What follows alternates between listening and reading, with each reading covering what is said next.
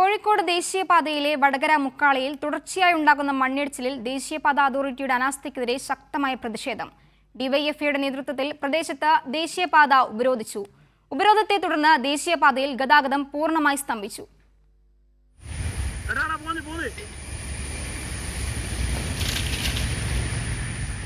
തുടർച്ചയായി മണ്ണിടിച്ചിലുണ്ടായിട്ടും യാതൊരുവിധ സുരക്ഷാ മുൻകരുതലുകളും സ്വീകരിക്കാത്ത ദേശീയപാത അതോറിറ്റിയുടെ അടിയന്തര ഇടപെടൽ ആവശ്യപ്പെട്ടായിരുന്നു വടകര മുക്കാളിയിൽ ഡിവൈഎഫ്ഐ പ്രതിഷേധം. 50ഓളം വരുന്ന പ്രവർത്തകർ പ്രകടനമായി എത്തി റോഡിൽ കുത്തിയിരുന്ന് പ്രതിഷേധിക്കുകയായിരുന്നു.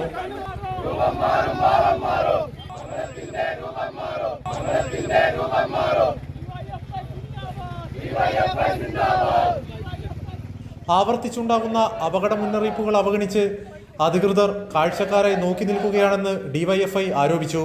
അപകട സാധ്യത നിലനിൽക്കെ സ്ഥലം എംപിയും എംഎൽഎയും പ്രദേശം സന്ദർശിക്കാനോ പ്രശ്നപരിഹാരത്തിന് ഇടപെടാനോ തയ്യാറായില്ലെന്നും നേതാക്കൾ കുറ്റപ്പെടുത്തി. പ്രതിഷേധ സമരം ഡിവൈഎഫ്ഐ ജില്ലാ കമ്മിറ്റി അംഗം ബഗീഷ് ഉദ്ഘാടനം ചെയ്തു.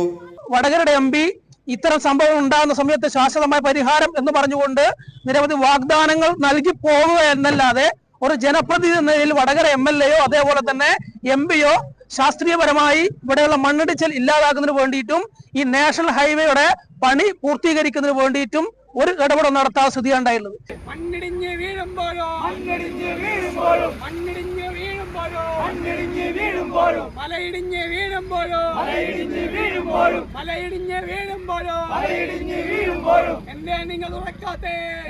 ഉപരോധത്തെ തുടർന്ന് ദേശീയപാതയിൽ കിലോമീറ്ററുകളോളം വാഹനങ്ങളുടെ നീണ്ട നിര രൂപപ്പെട്ടു.